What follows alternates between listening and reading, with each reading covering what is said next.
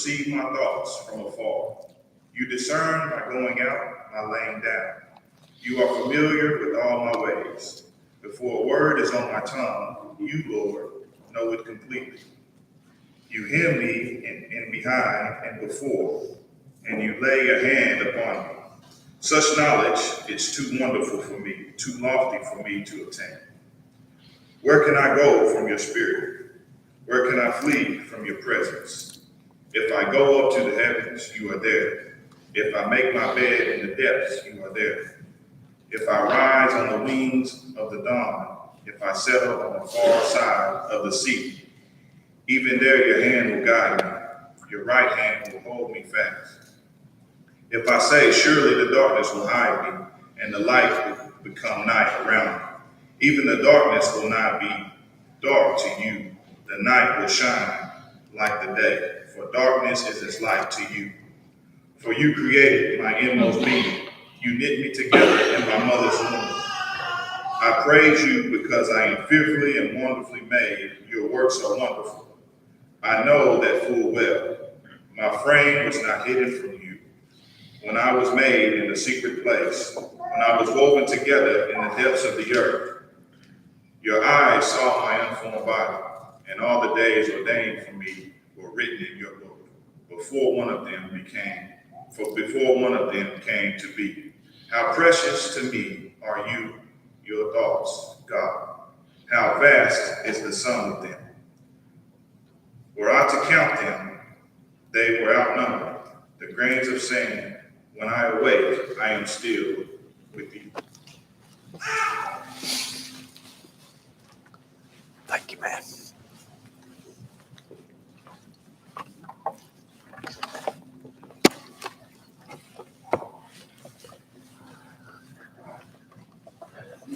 Do you ever feel like you're just all alone in the world? That nobody quite understands what I'm going through or the challenges that I face in life? Or that maybe I'm just sort of walking alone in all of the things that go on around me? I suspect that most of us have had those feelings at times, that if someone just understood what I'm dealing with, maybe things would be a whole lot better in my life. But I just get that feeling that nobody really understands. I think David had been walking through some times like that when he wrote this psalm. He'd been thinking about those times of struggle, those times when it just seemed like the whole world was turning against him. Can you imagine those years when he would stay out there in that cave and hiding for fear of his life all the time? And it must have felt like he was just so alone at times. Even when others gathered around him, and some came from all kinds of places because they felt like here's somebody that is going through the same kinds of things that I am. And so they gathered around him in that cave, and they became his army. At one time, over 400 of them were there willing, some of them at least, to live beside him and to die with him if that's what it took to help him become what God wanted for him to be. I want you to think about some of the things in this amazing psalm today that I think really does touch us where we are in a whole lot of our life. Number one, he starts out with the idea, God, you know me. You know me like nobody else in all of the world. Think about just this statement. You search for me, Lord, and you know me when I sit down, when I get up, when I'm trying to figure things out. You know me. You walk with me. You know, when life seems to go in all of the wrong directions for us, and we don't quite know where to turn, one of the things that is so important in our life is to remember how well God understands us. Think about this. All through the Bible, you have times where God just reveals things that are going to happen way down the line and will give details about it that one would never even begin to understand. I think about a statement made by Joshua. I want you to turn back to Joshua chapter 6, if you would, for just a moment. Just an intriguing thing. When Joshua had entered into the taking Jericho with his army, and the walls had fallen down, and they had taken over the place. Look down at verse 26 and 27. At that time, Joshua pronounced a solemn oath. Cursed before the Lord is the one who undertakes to rebuild this city, Jericho. At the cost of his firstborn son will he lay its foundations. At the cost of his youngest, he will set up its gates. So the Lord was with Joshua, and his fame spread throughout the land. Now, if you will, flip over from there to the book of 1 Kings, chapter 16. And this is something that will happen some 200 years later. Joshua said, one of these days, somebody's going to try to rebuild this city. Now watch what happens. In verse 34, and in Ahab's time, Hiel of Bethel rebuilt Jericho. He laid its foundations at the cost of his firstborn son, Abiram. And he set up its gates at the cost of his youngest son, Segub, in accordance with the word of the Lord spoken by Joshua, the son of Nun. Now, just think about, here's something that'll happen 200 years later. The man knows nothing about Joshua at this time, and yet Joshua foretold by the hand of God exactly what was going to happen when someone came along to rebuild that city. We serve a God who knows us. He knows what's going to happen down the line. He knows about the problems and challenges of our world. And he knows about what's going on in your life and mine. And so David cries out, God, you know me. You know me everywhere I go and in everything I do. You understand what's going on in my life. Look at the second section, if you will, beginning down in verse number 7. Where can I go from your spirit? Where can I flee from your presence? If I go up into the heavens, you're there. If I die, I make my bed in this earth, you're there. If I rise on the wings of the dawn, if I settle on the far side of the sea, even there your hand will guide me. Your right hand will hold me fast. If I say, surely the darkness will hide me, the light become night around me. Even the darkness will not be dark to you. The night will shine like the day, and the darkness as the light to you. David said, God, you know me. You just never leave me. I think about how many times in David's life he must have felt somewhat alone. And yet, as he thinks about his whole life and looks at it, he thinks, no, I've never been alone. God has walked by my side during those days when I was the shepherd boy out there, and it seemed like it was just me and the sheep that were out there in the pasture those days. You never left me, Lord. Compare this for just a moment with the 23rd Psalm that we know a lot better. The Lord is my shepherd. I shall not want. He makes me to lie down in green pastures. He leads me beside the quiet waters. He restores my soul. He leads me in the paths of righteousness for his name's sake. And even though I walk through the valley of the shadow of death, I'll fear no evil, for you're with me. Your rod and your staff, they comfort me. And you prepare a table before me in the very presence of my enemies. You anoint my head with oil. My cup runs over. Surely goodness and mercy will follow me all the days of my life, and I'll dwell in the house of the Lord forever. The Lord is my shepherd. You know, if you could just think about that with David and those sheep.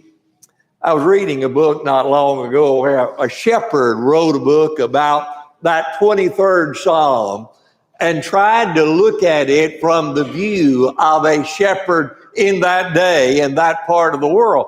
And something at least I don't think I'd ever read before. He said there literally is a valley there that they call the Valley of the Shadow of Death. And that it is a valley that you have to walk across a very narrow path, because on either side that valley falls down hundreds of feet. And so when that shepherd would lead the sheep down that trail with the valley on either side, he would walk in the front and the sheep would follow him in a line. Because if they ever got out of that line and one tried to get up somewhere beside the other one, they were going to fall off into the cliff. David said, Lord, you're like that with me. You walk with me, you lead me, you're that shepherd that walks in front of me, and that you take care of me even in the hardest times, in the hours of death, in the challenges of life, when it seems like the enemy is all around me. Lord, you walk with me and you shepherd me.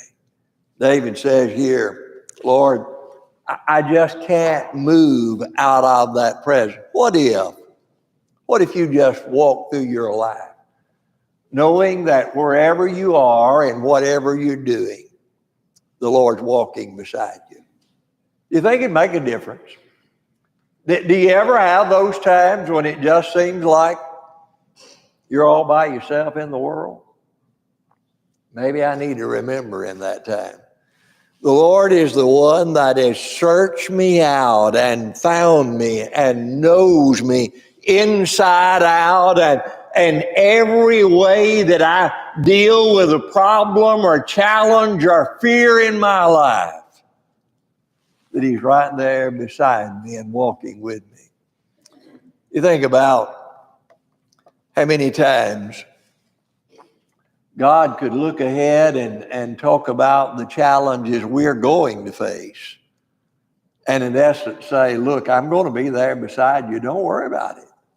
I know you're going to walk through some valleys in your life when it feels like the whole world is turned against you. But I want you to know that I'm there with you and I'm blessing you in those times. Look at one other section here with it before we reach his conclusion. That is beginning in verse number 13. For you created my inmost being. You knit me together in my mother's womb. I praise you because I'm fearfully and wonderfully made. Isn't that interesting? That David would look at himself and say, even before I was born, you were knitting me together in my mother's womb. You were bringing about something in my life and planning for my life before I ever came into this world. I'm fearfully and wonderfully made. You know, I don't know about you, but sometimes I look at my life and my body and I think, man, there's nothing fearfully and wonderful about it. But David looks at it and says, here's the way God made me. It's deeper than my thoughts could ever be. I want you to look at a couple of passages with me that I think help to make this passage make more sense. Go to Jeremiah chapter 1 with me for a second. Jeremiah chapter 1, and begin in verse number 4. The word of the Lord came to me saying, before I formed you in the womb, I knew you. Before you were born, I set you apart. I anointed you as a prophet to the nations. Alas, sovereign Lord, I said, I do not know how to speak. I'm too young. But the Lord said to me, do not say I'm too young. You must go to everyone I send you to and say whatever I command you. Do not be afraid of them, for I am with you, and I'll rescue you, declares the Lord. Then the Lord reached out his hand and touched my mouth and said to me, I have put my words in your mouth. See, today I appoint you over nations and kingdoms to uproot and tear down, to destroy and overthrow, to build and to plant. Now, here Jeremiah, I don't know how old he was, but he looks at himself and said, hey, I'm way too young for this. I'm just a boy. How in the world, God, can you call me to this mission of going out and preaching to the nation of Israel? And God said, Jeremiah, remember something. Remember, I'm the one that made you in the womb. I formed you. I'm the very one that was there with you before you were ever born. And I'm going to be the one that walks with you wherever I send you and whatever I tell you to do. Think about the fact when God spoke through Gabriel, the angel, to Zechariah, who was going to be the father of John the Baptist. You remember Zechariah is an old man, his wife Elizabeth is an old woman. They weren't supposed to be able to have any kids, but God said, your wife's going to have a son. And let me tell you something. He's going to be the one that goes before the Lord to prepare the way for him. And he's going to be great in my eyes. John the Baptist was in his mother's womb when Elizabeth was visited by Mary, who was pregnant with Jesus. And do you remember what happened? Here both babies in the womb, but when Mary comes in where Elizabeth is, she says, that baby began to jump in my womb when you walked in. When he felt the presence of Jesus in his life, he began to move in my womb. There was something special. God that made them in the very womb, that formed them in the womb was there. And there was something about the presence of God and the Spirit of God moving in those lives even at that time. David said, listen, when you were making me in the deepest parts, I was fearfully and wonderfully made. That nothing in the world is hidden from your view. Your eyes saw my unformed body. All the days ordained for me were written in your book before a single one of them came to be. How precious to me are your thoughts, God. How vast is the sum of them. Were I to count them, they would outnumber the grains of the sea when I awake. Think about this. David's talking about how much God thought of him. And he said, God's thoughts about me are more than the grains of sand on the sea. You ever thought about God thinking that much of you? I just have to be honest, it's hard to imagine God thinking that much about any individual, especially about ourselves. We tend to think, I hope God may have noticed something in my life at some point along the way. David gives us a totally different view of it. He said, I want you to know God thinks about you and me so much that his thoughts about each of us are more than the grains of sand on the seashore. You're in the mind of God Almighty. He's looking at your life and the struggles and the problems of your life and saying, I'm with you and I'm walking by your side. He's looking at the problems and saying, listen, I not only am with you, I can help you overcome them. I can lead you through the victory that I want to be in your life if you're willing to follow the steps that I want you to follow. Look at how David closes this. He goes through a little section there that I don't quite understand how it fits with all of this, where he talks about how much he hates those that hate the Lord and abhors those that are in rebellion to him. And says, I have nothing but hatred for them and I count them as my enemies. But then he comes to this statement that I think is one of those that probably we ought to pray to God on a regular basis. Search me, God. Know my heart. Test me. Know my anxious thoughts. See if there's any offensive way in me and lead me in the way everlasting. See, as David looks at this whole thing, think back. He said, God, you've known me all down through the years. You formed me in my mother's womb. You're with me. Your spirit is with me. Wherever I go, whatever I do, you're with me all the time. But then he concludes, search me, Lord. Look at me. If there is something in me that's not right, if, Lord, you see something in my heart that is offensive, then, Lord, lead me in that everlasting way. Here's the plea, I think, that we desperately need all the time.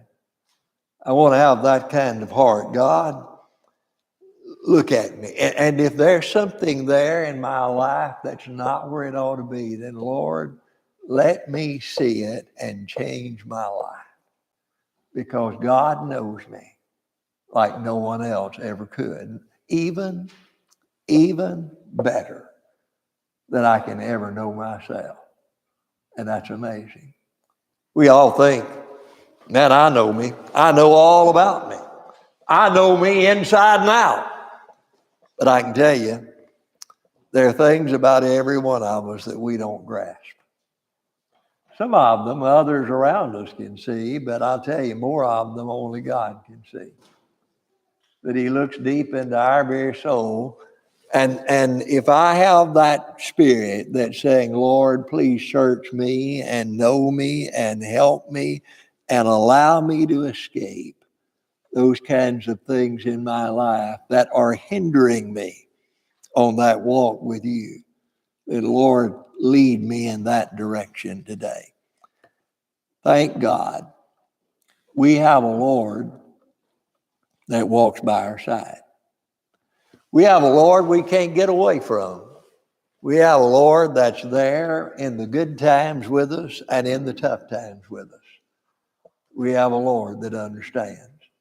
One that is so much part of our life that when the writer of Hebrews would plead with us about our prayers, he would say, I want you to come boldly to that throne of grace, that we may obtain mercy and find grace to help in the time of our need. Because we don't have a high priest that can't be touched by the feelings of our weakness, but one who was tempted in every way, just like we are, yet without sin. He knows us. He understands us. He loves us. and longs for us to join him, not just in this life, but in eternity with him in glory forevermore. Listen, today, if you look at your life and you think, man, I've just made a mess of some things and I need to get it right, what a good time to do it. Or if you just say, Lord, I need some help along the way with all the things that are going on in my life, with some of the troubles and challenges that I'm facing, I need you to walk with me. I need to know the Lord's there to help me in those times.